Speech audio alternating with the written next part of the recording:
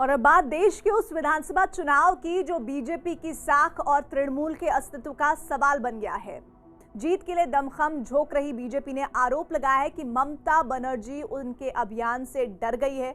दरअसल 6 फरवरी से बीजेपी राज्य में परिवर्तन यात्रा शुरू कर रही है। इन यात्राओं को प्रशासन की अनुमति नहीं मिलने पर बीजेपी ने ऐलान कर दिया है कि अगर इजाजत नहीं दी गई तो पार्टी कोर्ट जाएगी। ममता बनर्जी भी अपने प्रचंड चुनावी प्रचार में जुटी है। ममता ने आज अपनी रैली से टीएमसी छोड़ने वालों पर निशाना साधा। दरअसल उनकी पार्टी छोड़ चुके शुवेंदु अधिकारी ममता के आंदोलन की गवाह बनी धरती नंदीग्राम से उनकी सत्ता को चुनौती दे रहे हैं और ममता भी नंदीग्राम से चुनाव में कूद रही हैं। बंगाल की सियासत में सरगर्मी बढ़ रही है और नंदीग्राम राजनीति का केंद्र बिंदु बनता जा रहा है।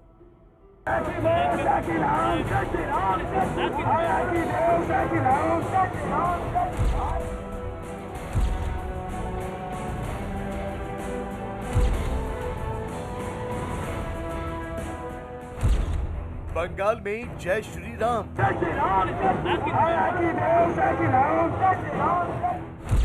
बीजेपी के जय घोष से डरी ममता, बीजेपी के परिवर्तन प्लान में अड़ंगा, बंगाल में रथ यात्रा पर रण, जहां कभी लाल झंडों के साथ नक्सलवाड़ी लाल सलाम के नारे लगते थे, वहां जय श्री राम का घोष हो रहा है। जहां कभी ममता की पार्टी के झंडे लहराते थे, वहां सब गेरुआ दिख रहा है। ये रोड शो है टीएमसी छोड़ बीजेपी के साथ जुड़ चुके शुवेंदु अधिकारी का। 2019 में बीजेपी ने हाफ कर दिया था, इस बार हम सब लोग मिला के साफ कर देगा। 2019 के लोकसभा चुनाव में बंगाल के भीतर इसी बड़ी जीत ने बीजेपी को यह भरोसा दिलाया कि अब राह आसान है। इसलिए बीजेपी की लिस्ट में सबसे ऊपर बंगाल आ गया और रणनीतियां भी उसे केंद्र में रखकर बुनी जाने लगी। पश्चिम बंगाल के नवद्वीप से बीजेपी 6 फरवरी को पूरे राज्य में परिवर्तन यात्राओं की शुरुआत कर रही है, जिसे जेपी नड्डा हरी झंडी दिखाएंगे। 11 फरवरी को इन यात्राओं में अमित शाह भी शामिल हो सकते हैं, लेकिन इन रथ यात्राओं को फिलहाल राज्य सरकार की ओर से मंजूरी नहीं दी गई है। पश्चिम बंगाल के चीफ सेक्रेटरी ने कहा है कि बीजेपी को उस जगह से प्रशासन से अनुमति लेनी होगी जहां से रथ यात्राएं निकाली जा रही हैं। इन रथ यात्राओं से कानून व्यवस्था बिगड़ने की बात कहते हुए कलकत्ता हाई कोर्ट में एक याचिका भी लगाई गई है। इस सब मामले पर बीजेपी ने कहा है कि डरी हुई ममता बनर्जी रथ यात्रा रोकने की कोशिश कर रही है। बीजेपी नेता कैलाश विजयवर्गीय ने कहा है कि अगर राज्य सरकार ने रथ यात्रा को अनुमति नहीं दी तो पार्टी कोर्ट जाएगी। वहीं टीएमसी का कहना है कि बीजेपी ध्रुवीकरण के लिए रथ यात्रा निकाल रही है। रथ यात्रा, नॉट ओनली रथ यात्रा, each movement is to polarize Bengal.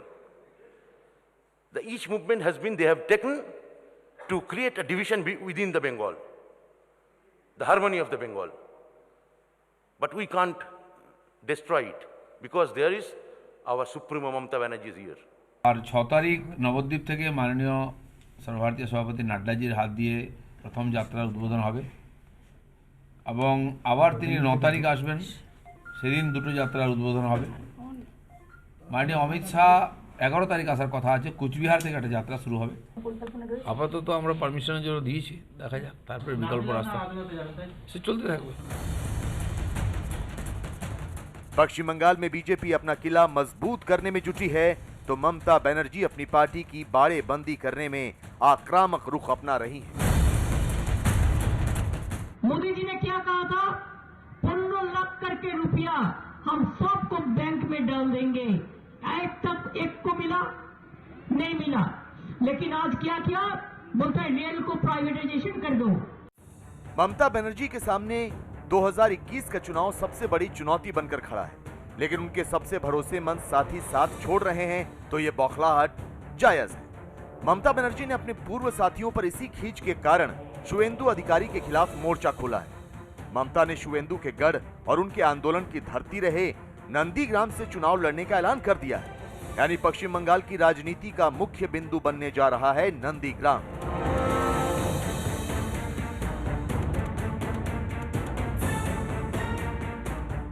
इसलिए न्यूज 18 ने नंदीग्राम का मिजाज जानने की कोशिश की। जिस धरती को अपना गढ़ समझकर ममता मैदान में कूदी हैं, आखिर उस धरती के लोग क्या सोचते हैं? नंदीग्राम में टीएमसी के झंडे लहराते मिले।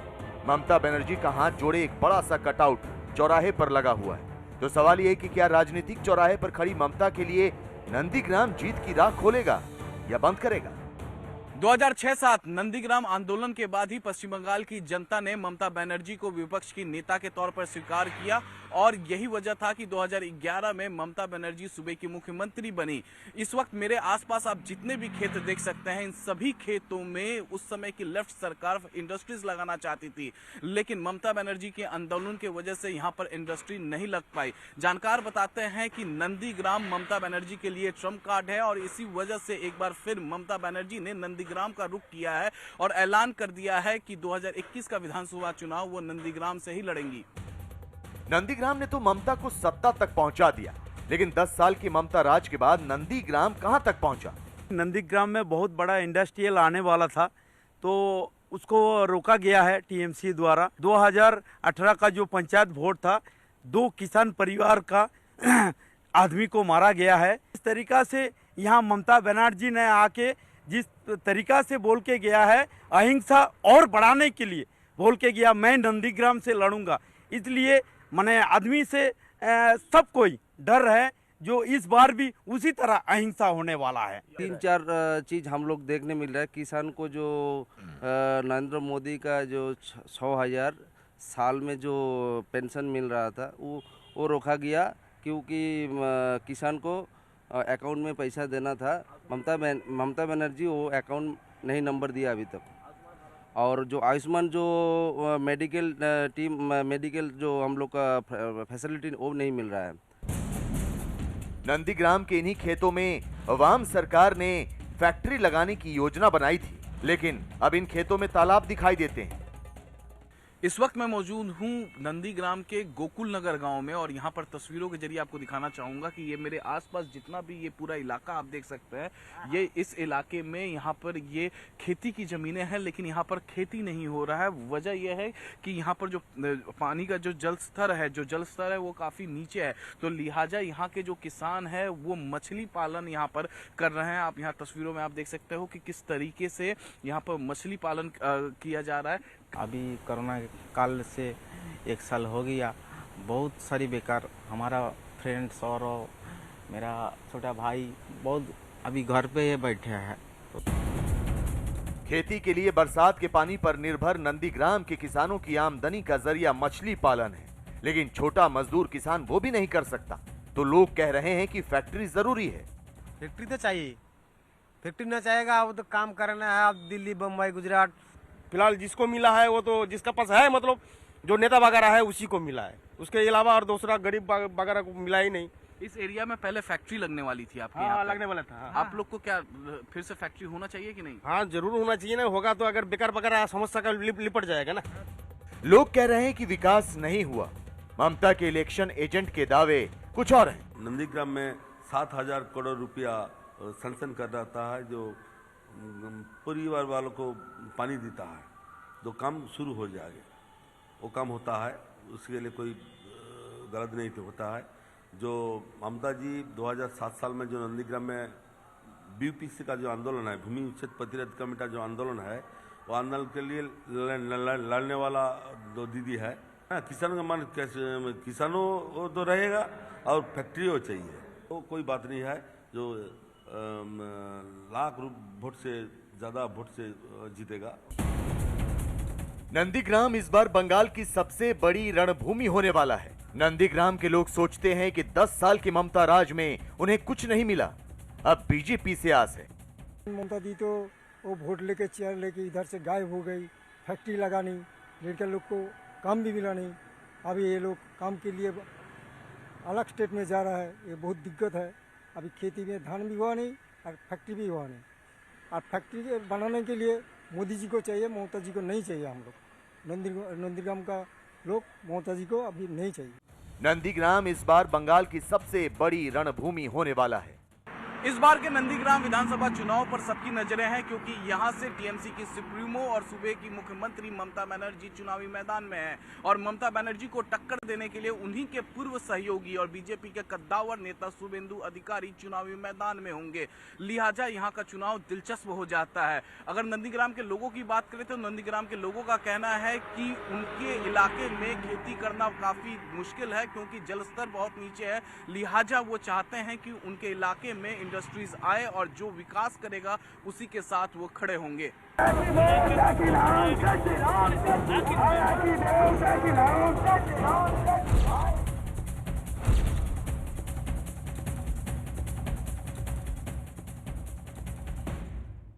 ममता को सत्ता तक पहुंचाने वाले दो आंदोलन रहे, नंदीग्राम और सिंगूर। सिंगूर में भी ममता बनर्जी ने फैक्ट्री के खिलाफ बड़ा आंदोलन छेड़ा था।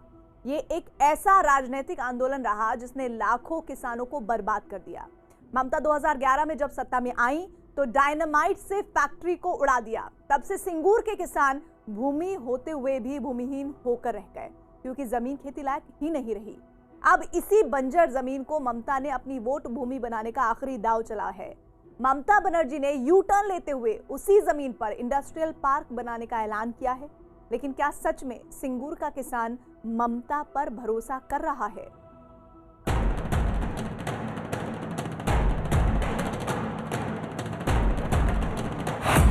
बंजर जमीन पर ममता की वोट खेती।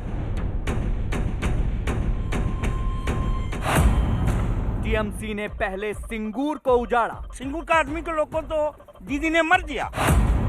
अब वोट भूमि का आखिरी दांव। सिंगूर फिर से नया से बनेगा, नया से रूप लेगा और जो करेगा उनका नाम है ममता बनर्जी। सिंगूर बनेगा ममता राज का अंत। जो सिंगूर से ममता बनर्जी का उत्थान हुआ था 2011 में, और सिंगूर से ममता बनर्जी का पूरा पतन भी होगा। ये बंजर जमीन का वो असीम विस्तार है जो पश्चिम बंगाल में राजनीति का नया केंद्र बन गया है। हुगली के सिंगूर की ये बंजर भूमि ममता बनर्जी के अस्तित्व से जुड़ी रही है। साल 2006 यही वो साल था जब इस धरती पर बन रहे टाटा नैनो के कारखाने के विरोध में ममता बनर्जी ने आंदोलन शुरू किया था। उस आंदोलन का नतीजा ये हुआ कि टाटा की फैक्ट्री इतिहास हो गई और ममता ने सरकार बनाकर वामपंथ की बुद्धदेव भट्टाचार्य सरकार को सिरे लगाने का इतिहास रच दिया। 2011 में जब ममता सत्ता में आई तब से ये जमीन और जमीन के मालिक सरकार की तरफ बड़ी आस से देख रहे हैं।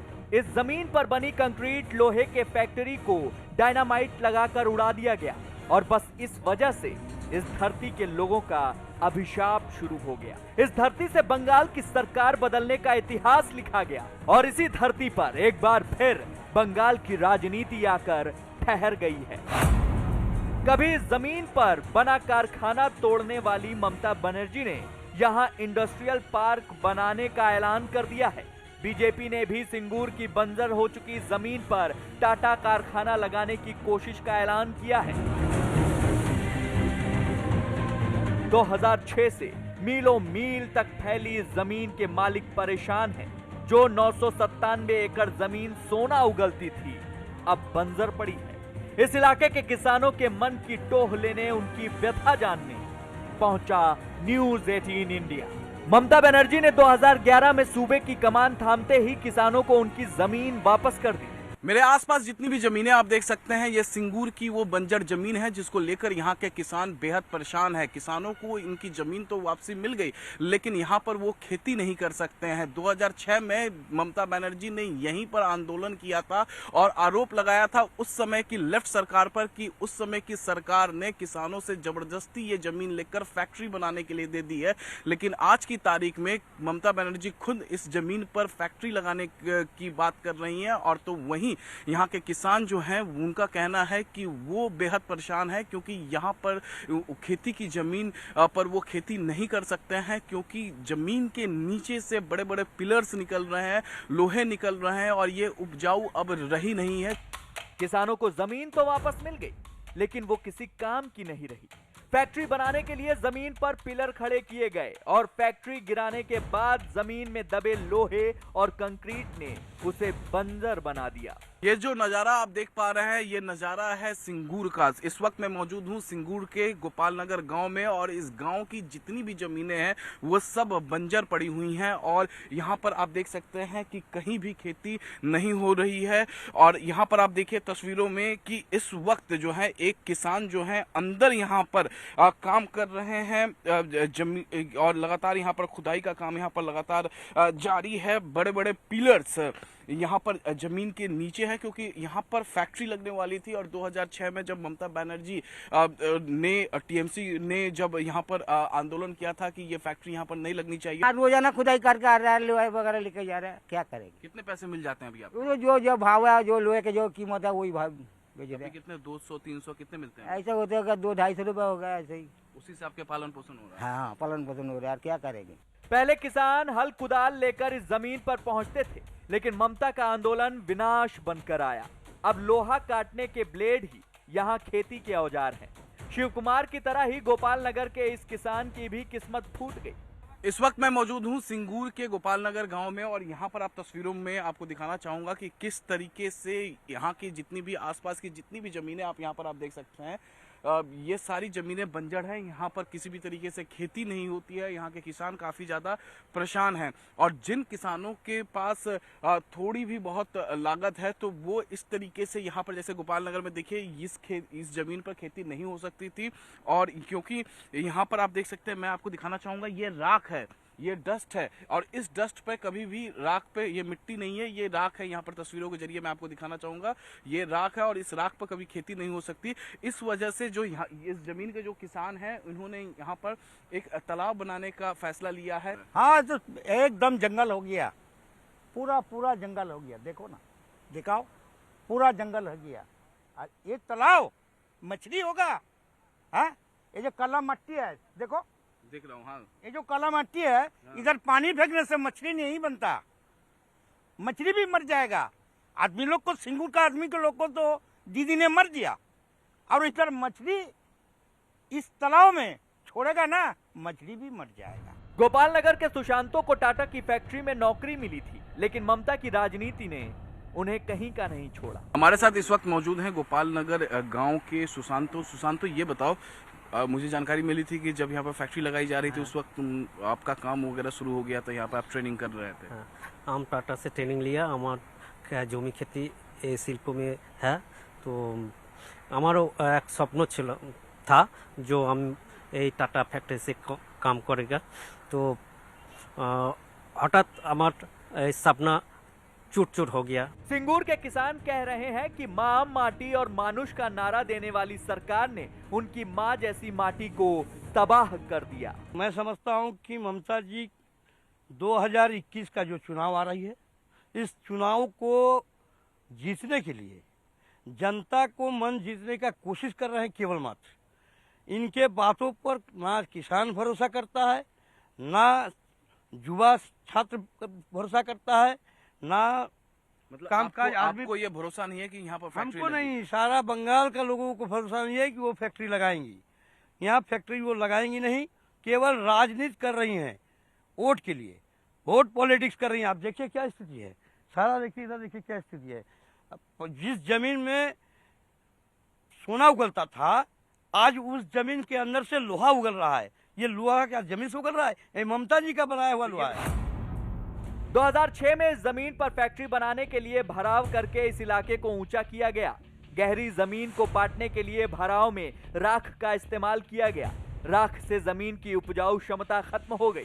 फैक्ट्री बनाने के लिए इस जमीन पर बड़े बड़े पिलर बनाए गए। पिलर के कंक्रीट और लोहे से जमीन पूरी तरह बंजर हो गई है। जहां कभी फसलें लहलहाती थीं, वहां अब दूर दूर तक घास के बंजर मैदान नजर आते हैं। इस वक्त मैं मौजूद हूँ सिंगूर के सिंगरभेड़ी गांव में और मेरे साथ यहाँ पर, आपका नाम क्या हुआ? चर्चिल मंडल।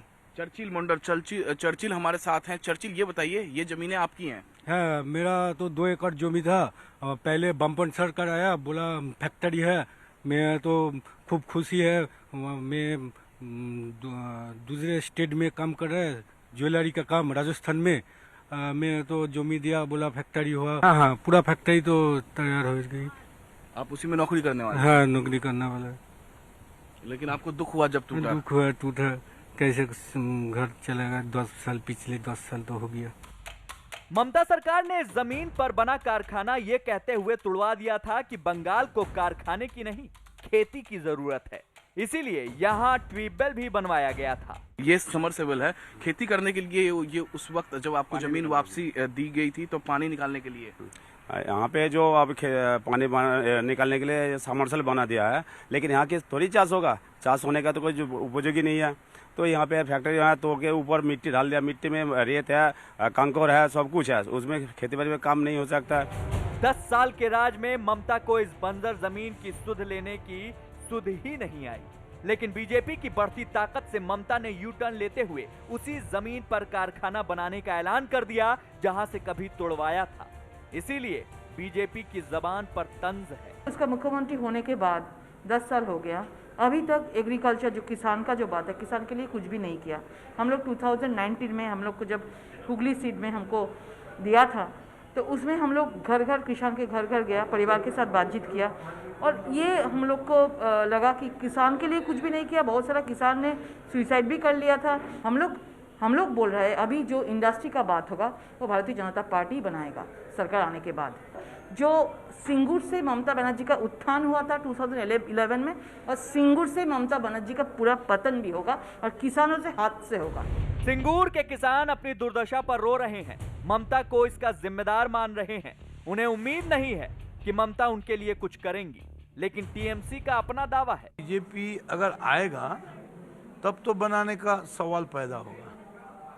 2021 में तृणमूल विल स्टार्ट विथ 221 से तृणमूल स्टार्ट करेगा, उसका ऊपर जाएगा 250 तक चला जाएगा। Mamata Banerjee 3rd time chief minister हो रहा है। जैसे डर्बी होता है, अभी डर्बी में हैट्रिक होना है। सिंगूर फिर से नया से बनेगा, नया से रूप लेगा और जो करेगा उनका नाम है ममता बनर्जी।